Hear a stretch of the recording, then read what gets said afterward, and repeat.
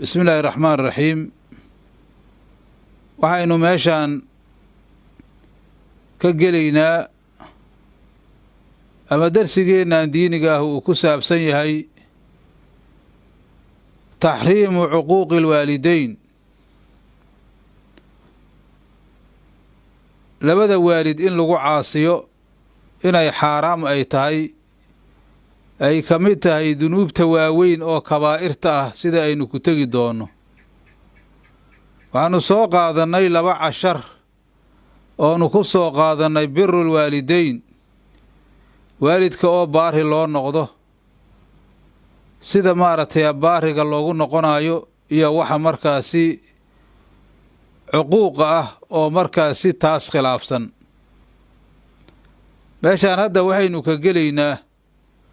oo darsigeennan diiniga ah uu ku saabsan yahay waalidka oo caasi lagu noqdo ama labadii waalid oo caasi lagu noqdo ha noqoto amase mid ka mid a ha noqoto waxay ka mid tahay arrintaasu kabaa'irta dunuubta waaweyn oo muubiqaadka ah oo qofka insaanku uu ku halaagsamo oo naar u horseeda ayaa uu ka mid yahay cuquuqul waalideynku marka arrintaasu waxa ay tahay ilaahay subxaanahu wa tacaala waa uu ka warramay rasuulkeenna calayhi salaatu wasalaamne axaadiis badan ayuu kaga warramay allah wuxuu dhahay subxaanahu wa tacaala aayadda suuratu racdi oo 25 waaladiina yanquduuna cahda allaahi min bacdi miihaaqihi wayaqdacuuna maa amara allaahu bihi an yuusala wayufsiduuna fi lardi ulaa'ika lahum allacnatu walahum suu'u daar kuwa burinaaya ilaahay ballankiisa burinaaya ballanka ilaahay waxaa layskula qabtay in waalidka baari loo noqdo ayaa laysfaray sida casharadeenna hore aynu ku soo qaadanay ama darsigeenni diiniga hayoo horo oo ilaahay subxaanahu wa tacaalaa suuratul israa aayaddu ku jirtay alla uu nooga soo warramay waxaa layskula qabtay oo ballanka ilaahay uu ahay in waalidka baari loo noqdo ballanka ilaahayoo la buriyana waxay noqonaysaa intaas cagsigeeda la sameeyo oo waalidkii caasi lagu noqdo ayaa cagsigeeda noqonaysa markaasuu alla wuxuu leeyahay kuwa burinaaya ballanka ilaahay min bacdi miihaaqihi markii laysku adkeeye ka bacdi wayaqdacuuna goynaaya maa amarallaahu wixii ilaahay uu faray an yuusala in la xidhiirsho goynaaya an yuusala bihi in la xidhiirsho maxaa yeele haddii waxaa weeye ballanka ilaahay la buriyo oo birulwaalideynkii laga tago waxaa ka dhalanaya wixii la ysfaray oo birulwaalideynka ahay in la buriyo ay markaasi noqoto cuquuqul waalideyn ay noqoto markaasuu dhahay ilaahay subxaanahu wa tacaalaa oo goynaayoo jaraaya wixii ilaahay uu faray an yuusala in la xidhiirsho waxaa la ysfaray in waalidka la xidhiirsho oo birigiisa la sameeyo oo loo ixsaan falo waxay noqotay xidhiirkii waalidka weeye haddii waalidka aan la xidhiirinne cuquuqul waalideyn ay noqotay oo waxaa markaasi la gooyey wixii ilaahay uu faray in la xidhiirsho wa yufsiduuna fil arli arlada fasahaadinaaya arlada dulmi ayay ku fasahaadinayaan iyo inay fitan kacshaan dad ayaa waxay shaqadiisu tahay inay wax dulmiyaan oy fidno kiciyaan oy mar walba mujtamacaas ay waxa weeye dhibaato ay u keenaan oo shaqadoodaba ka dhigtay inay maaragtay dadka dulmiyaan oy waxa weeye fitanta ay kiciyaan oy ummadaha ay isku diraan maxaa yeele laftirkeedu taas waxay ka mid noqon kartaa waalidka maaragtay oo xiriirkiisa la gooyo ama caasi lagu noqdo laftirkeedu waxay noqonaysaa fasahaad fil arliyay noqonaysaa. dadka noocaasow dha ilaahay ulaa'ika lahumu lacnatu dha ilaahay, kuwaasi waxay iska leeyihin lacnad naxariista ilaahay laga dheeraado. dadkaas wixii lacnad lagu mutaystay waxaad ogaahaysaa inay yihiin dembi weyn oo ka mida kabaa'irta inay yihiin ayaad ogaanaysaa. haddana ilaahay alla wuxuu dhahay walahum suu'u daari, waxay haddana leeyihiin daar xun ayay leeyihiin. aakhiradoodii daarti aakhiro ayaa ka xumaanaysa. suu'u daarku waxa weeye waa cadaabu jahannamay iska leeyihiin, ama waxay iska leeyihiin ay dhaheen culummadu suu'u caaqibati dunyaa, adduunyada ciribtooda oo ka xumaata ayay iska leeyihiin. adduunyada ciribtooda oo xumaata waxaa la og yahay oo la jarribay ama soo arooray dadka maaragtay caasi waalideenka inay cirib xun ay yeeshaan. waxay cirib yar xun ku yeelanayaan adduunyada waxa weeye ma bulaalaan, ma barakoobaan, owlaad khayr qabta ma dhalaan. waxay noqonayaan dad maalin walba shar u taagan. maxaa yeele qofku hadduuba waalidkiisa caasiyey cid kalow ixsaan u samayhaya ma jirto. waa arrin marka aad iyo aad u xun oo waxa weeye ah kabaa'irta waaweyn ka mida. waxaan u soo qaadanaynaa xadiis oo saxiixa oo uu wariyey saxaabiga la yidhaahdo abiibakrata nufayc ibnulxaaris radiallaahu canhu. xadiis laga wariyey oo uu wariyey ayaa waxa uu ahay inuu yidhi qaala rasuulullaahi sala allahu calayhi wasalam alaa unabbi'ukum biakbari alkabaa'iri halaasan. rasuulkeenna calayhi salaatu wasalaam ayaa maalinna dhahayuu yidhi annagoo asxaab dhowra ah, ma idiin sheegaa kabaa'irta midda u weyn, dunuubta kabaa'irta la yidhaahdo. kabaa'ir waxaa la dhahaa wixii maaragtay xad ay ku soo aroortay amase waciid adag oo ku soo arooray, sidaas ayaa lagu labdiyaa oo lagu koobaa. marka haddee kabaa'irtii sidaas aheeda midda ugu weyn ayuu dhahay rasuulka calayhi salaatu wasalaam. alaa unabbi'ukum, alaa hooy adaadaas litambiih waaye, war dhegaysoo baraarugay, ma idiin sheegaa kabaa'irta midda ugu weyn oo rasuulka calayhi salaatu wasalaam. 3 jeer ayuu nebigu ku celiyow dhahay oo uu leeyahay alaa unabbi'ukum biakbari alkabaa'iri, alaa unabbi'ukum biakbari alkabaa'iri, alaa unabbi'ukum biakbari alkabaa'iri. waxa loogu celcelinaya wax sahlan maahan. intaan hadda soo socota bal dhegayso oo caasi waalideennimadu ay ka mid tahay. caasi waalideennimadu waa akbarulkabaa'ir weeye. qulnaa balaa yaa rasuulallaah, waxaan dhahnayuu yidhi haah noo sheeg ilaahay rasuulkiisiiyow, ilaahay rasuulkiisaw noo sheeg. sababtoo rasuulka calayhi salaatu wasalaam ummaddiisa wax kasta oo dhibaatadooda ayuugaga digaayey si aynan maaragtay halaag iyo musiibo iyo maaragtay shaqinimo oo aakhiro iyo mid adduunyo aysan uguga dhicin. nebigu calayhi salaatu wasalaam wuxuu hormariyey kufriga, markaasuu dhahay al-ishraaku billaah, midda ugu horraysa ilaahay loo shariig yeela waaye. al-kufru bianwaacihi yaa laga wadaa, kufriga noocyaalkiisa. kufriga hadduu noocyaasha uu leeyahay oo lala yimaado weeye. sababtoo ah qofku hadduu kaafir noqdo waa si maxdiya amase maaragtay bilaa shakin ah ayuu wuxuu ku yahay uu ku yahay kaafir oo ahlunaar uu ku yahay. maxaa yeele meesha haddii gaalnimo timaado wax yaalba ma jiraanba. al-ishraaku billaahi ow dhah rasuulku. waxaase loola jeedaa shirkiga kaliya ma ahee kufriga nooc kastoo ku yimaadoo gaalnimo ay ku timaado ayaa loola jeedaa.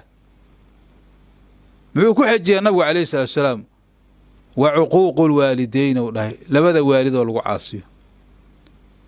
bal fiiri hadda nambarkaas fiiri sida xadiiska uu isugu xigo. nabigu calayhi salaatu wasalaam markuu sheegay oo kufriga ou sheegay akbarulkabaa'ir inuu yahay oo nambarka koowaad ku sheegay, nambarka labaad muxuu sheegay cuquuqul waalideyn uu rasuulku waalidada oo lagu caasiyo mid ka mida ama labadoodaba lagu caasiyo isku mid waaye maxaa yeelay waalidka mid haddaad ku caasiso midka kale inaad ku caasisaa ka laasimaysa oo ka dhalanaysa sida qaalibkaa saas waaye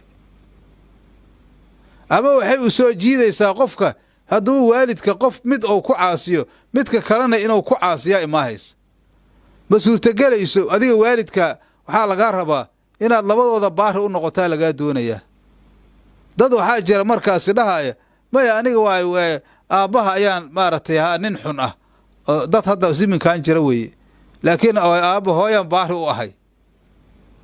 amase wuxuu leeyahay hooya way xun tahaye aabbaan baari u ah waxba kama jiraan taas labada waalid birigooda ayaa la iska doonayaa haddaad mid caasi ku noqoto midka kalena waad ku noqonaysaa wax kala haraaya maahan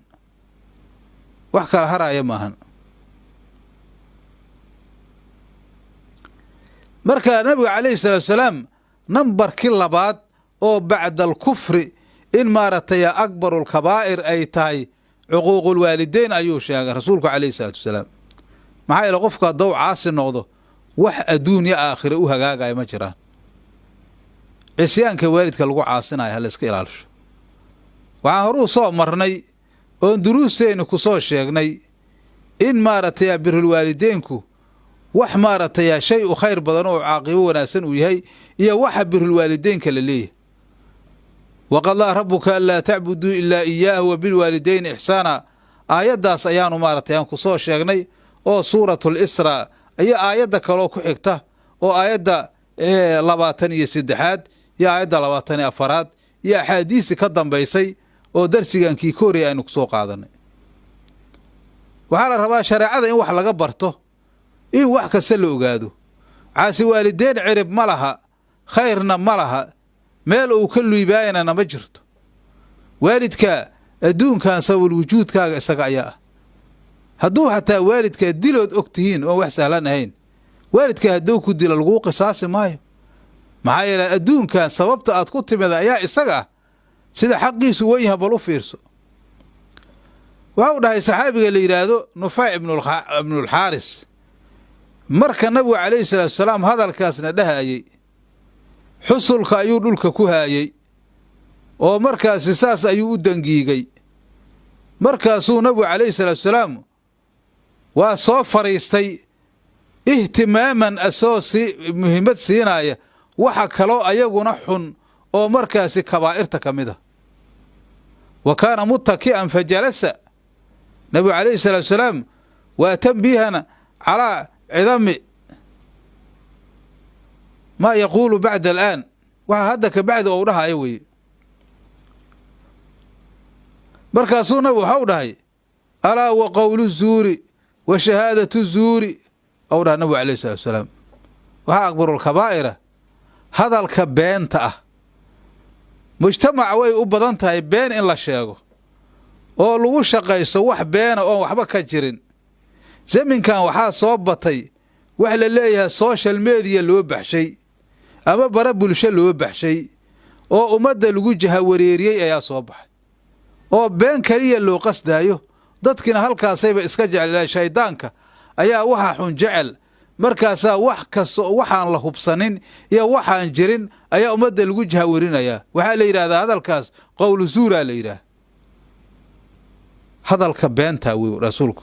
alaa wa qowlu zuur yow dhahay nabigu calayhi salaam waxuu ka waa udrukuu maa dukira min alkabaa'iri wii hadda la soo sheegay oo ishraak bilaahi ah iyo cuquuqulwaalideynka waxa weeye ka taga waxaa kalood ku darsatiin maaragtay wa qowlu zuur ku darsada wa huwa alkadibu cala alkhayr waxaa weeye qof in lagu been abuurto weeye waxaa hadda batay in dadka lagu been abuurto waxaasou yidhi waxaasou ula jeedaa waxaasou ka dhacay hadda waxay noqotay shaqay noqotay dad ayaaba ka shaqaystaba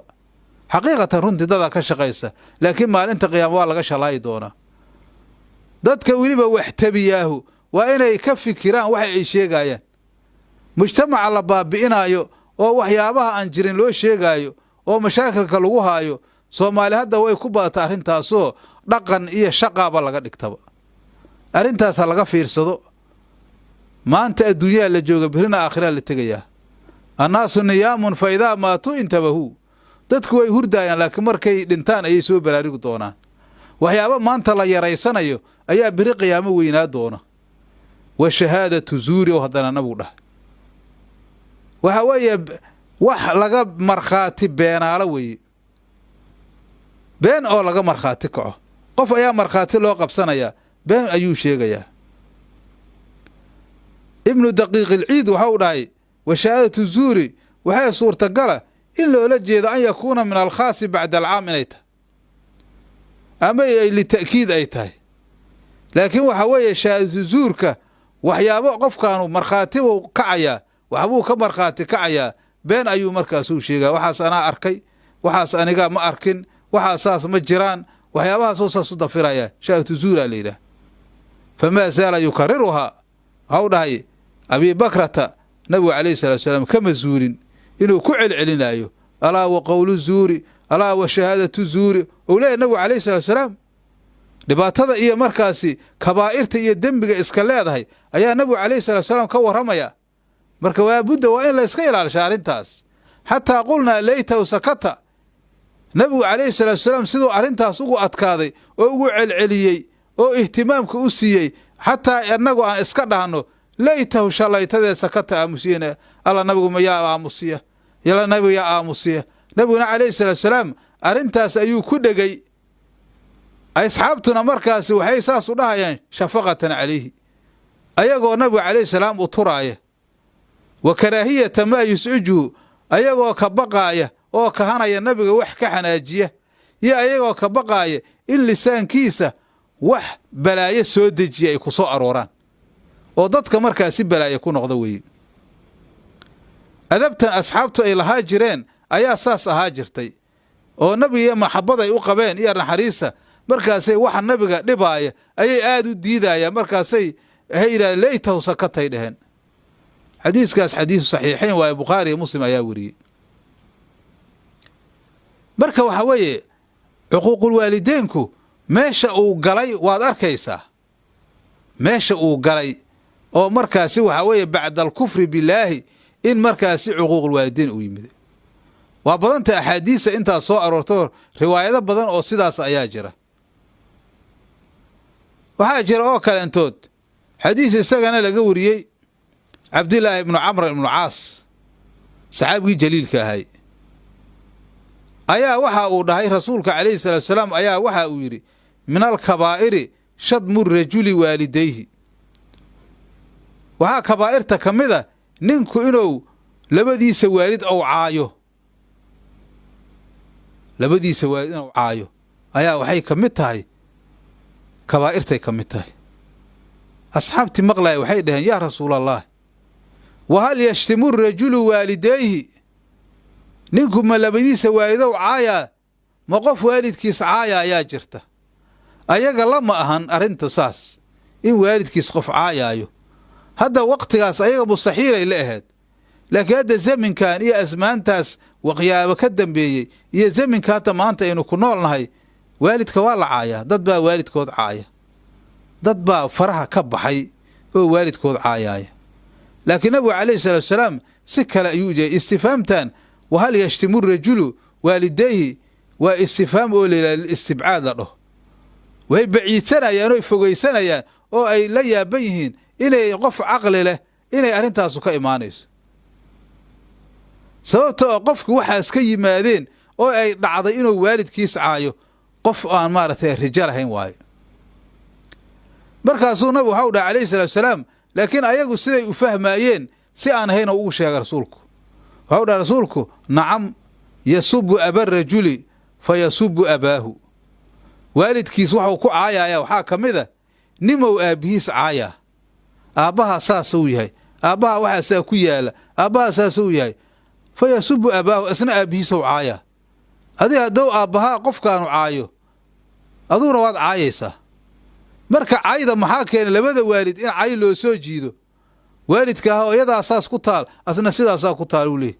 kan aabbahaa saas way aabbahaa saas weeye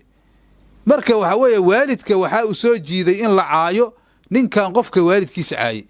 marka uusan qofka waalidkiisa ka caayi lahayn lama caayi lahayn laakiin in lagu daydana ma ahan marka rasuulku waxa uu dhahay ninuu aabihiis caaya kaas isaguna aabihiisa u caaya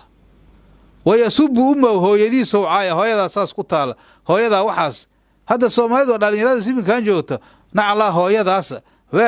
saasay tahay hooyadaa waxaas wax baaba aan hadda afka lagu karin ayay isdhahaan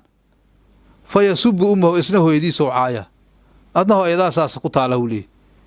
yaa in saas hooyadiis loo caayo yaa keenay asaga keenay maxaa yeelay qof waalidkiis ka caayay aabihiisa uu ka caayay asna aabihiisa uu caayay hooyadiisa uu ka caayay asna hooyadiisa uu ka caayay waxa weeye markaasi waxay ka mid tahay kabaa'irta waay marka waxyaabo la iska yaraysanaayo ayaa dadku markaa u arkaan xadiiska isna xadiis saxiixayn waay marka waxa weeye xuquuqul waalideenka duruus kale ayaanu ka sii qaadan doonaa hase yeeshee hadda darsigeeni intaas ayuu noogu eg yahay wallahu subhanahu wa ta'ala a'lam wa salaamu alaykum wa rahmatullahi wa barakatuh